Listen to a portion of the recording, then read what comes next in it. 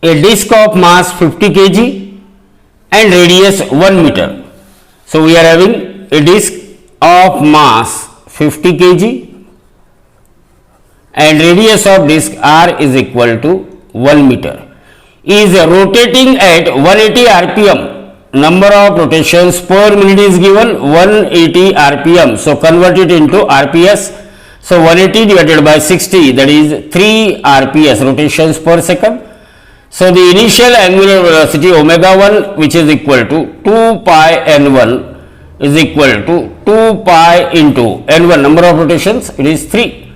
So omega 1 is equal to 6 pi radian per second. Now the torque required to rotate the disc in opposite direction with same speed in time 24 seconds.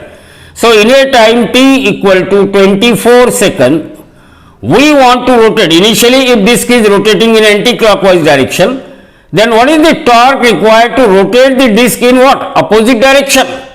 Means the final angular velocity is same as that of, as far as magnitude is concerned.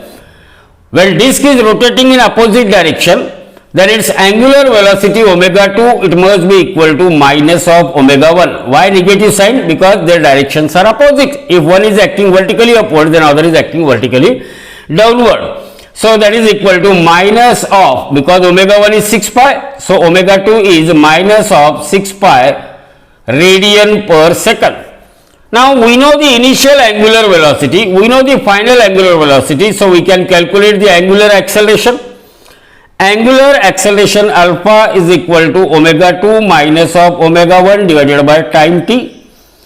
Omega 2, it is minus 6 pi, minus of omega 1 is 6 pi divided by time t is equal to 24 seconds.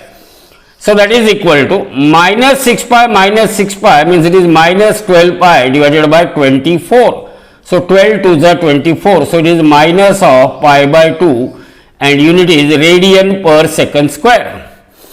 Now the torque required T is equal to, you know the formula, torque T is equal to I into alpha, where I is mi of a circular disc about a transverse axis, and that is equal to mr square divided by 2 into alpha is pi by 2.